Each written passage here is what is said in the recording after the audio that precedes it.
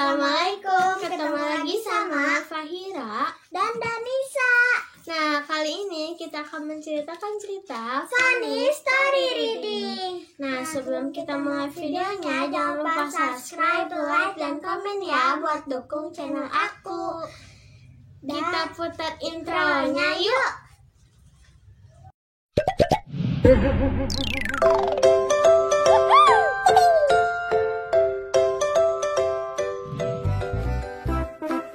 Judul kali ini adalah fungsi garis kulit pada tubuh. Teman-teman, di telapak tangan kita ada garis-garis pada kulit. Iya, betul itu. Fungsi utama garis tangan adalah membantu kulit tangan untuk meregang dan meremas saat kita mengepalkan tangan. Garis tangan akan membantu kulit tangan dapat terlipat dan memudahkan kita untuk mengambil barang. Teman-teman, garis-garis pada telapak tangan memiliki fungsi penting, yaitu untuk memperkuat cengkraman. Karenanya, fungsi garis-garis pada telapak tangan kita tak jauh beda dengan grip atau kembang pada ban kendaraan. Subhanallah ya teman-teman. Karena adanya garis-garis di telapak tangan, kita bisa memegang gelas beling yang licin dengan mantap. Tanpa adanya garis-garis tersebut, kita akan kesulitan memegang benda-benda, khususnya yang licin. Lihat namanya lengan teman-teman. Nah, fungsi lengan atas adalah untuk tempat pembentukan sel darah merah. Dan siku-siku fungsinya untuk menopang tubuh. Subhanallah ya teman-teman.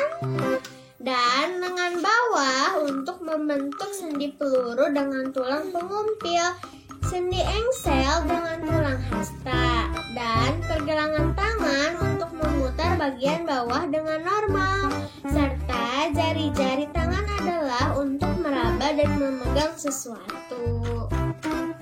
Garis-garis kulit sangat berguna ya teman-teman. Nah, telapak kaki adalah sebagai pijakan agar saat kita berjalan seimbang. Dan jari-jari kaki fungsinya untuk menopang tubuh dari aktivitas daerah bagian bawah. Dan tumit berfungsi untuk menyangga berat badan terutama waktu berjalan dan berlari.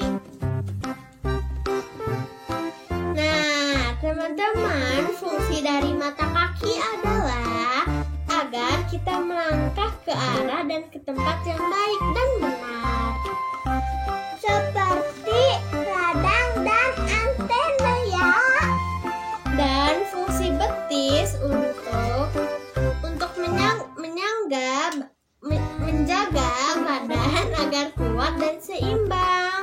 Dan juga tempat melekatnya otot kaki dan fungsi dari lengan bawah untuk membentuk sendi peluru dengan tulang pengumpil dan sendi engsel dengan tulang hasta teman-teman.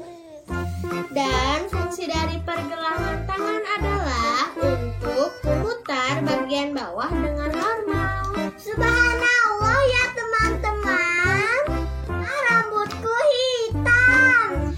Nah, fungsi dari rambut adalah untuk melindungi kulit kepala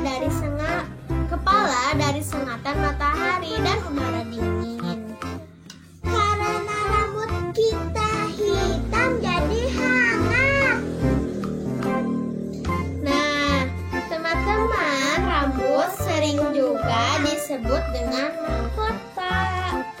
Dengan adanya rambut, kita menjadi cantik. Ada berambut lurus, keriting, ikal. Tetapi kebanyakan orang Indonesia rambutnya berwarna hitam, teman-teman. Teman-teman, fungsi dari Dahi adalah untuk menjaga otot mata dan otot syaraf. Tulang dahi terbuat dari mineral keras yang mampu melindungi bagian dalam tenggorokan.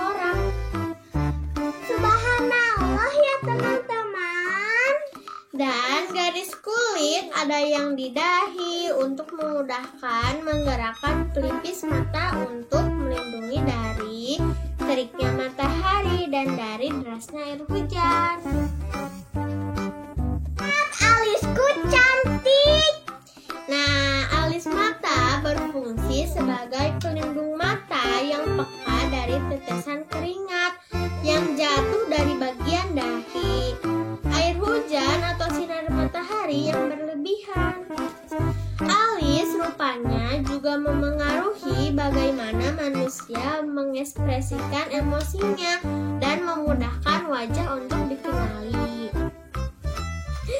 Alis bermacam-macam bentuknya. Ada alis yang mengarah ke atas, ada alis yang tebal, dan ada alis yang tipis. Ada juga orang yang alisnya tersambung, teman-teman. Mataku cantik kan? Nah, fungsi utama kelopak mata adalah untuk melindungi mata serta membuat kelembaban permukaan kornea mata terjaga secara konstan, sehingga kelopak mata bertanggung jawab untuk menyebarkan lapisan air mata secara merata di seluruh permukaan mata kita, teman-teman. Terutama untuk wanita dewasa, kelopak mata untuk mempercantik mata dengan make up yang berwarna-warni. Subhanallah ya teman-teman, mataku cantik. Lihat bulu mataku lentik. Fungsi bulu mata atau lebih tepatnya rambut mata adalah bagian dari kelopak mata yang berupa helaian rambut-rambut. Rambut-rambut bulu mata ini berfungsi untuk melindungi supaya debu, keringat, atau air yang menetes dari dahi tidak masuk ke dalam mata. Nah, teman-teman, rambut mata merupakan rambut yang sangat lembut, teman-teman. Berbentuk. Nah, bulu mata juga ada yang lentik, ada yang lurus, ada yang lebat, dan ada yang tipis. Ada yang warnanya hitam dan ada yang warnanya coklat, teman-teman. Teman-teman, telingaku sehat. Nah, fungsi telinga adalah sebagai indera pendengaran. Telinga akan menangkap suara di sekitarnya, teman-teman. Pendengaran juga memiliki fungsi lain yang tidak kalah penting seperti menjaga keseimbangan tubuh kita. Cara kerja telinga ini dimulai ketika organ telinga bagian luar yaitu daun telinga menangkap suara di sekitar Anda, sehingga masuk ke telinga bagian tengah melalui liang telinga. Ketika suara tersebut masuk, maka suara akan diubah menjadi getaran yang disalurkan ke tulang pendengaran dengan bantuan gendang telinga. Tanganku bersih dan sehat.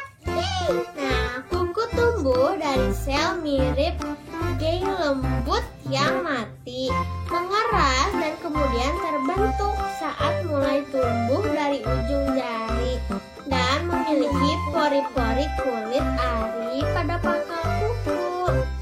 Kuku berfungsi melindungi dari kotoran. Nah, fungsi utama kuku adalah melindungi ujung jari yang lembut dan penuh urat syaraf, serta mempertinggi daya sentuh. Kakiku juga bersih loh. Nah, kuku kita terbuat dari zat protein yang bernama keratin.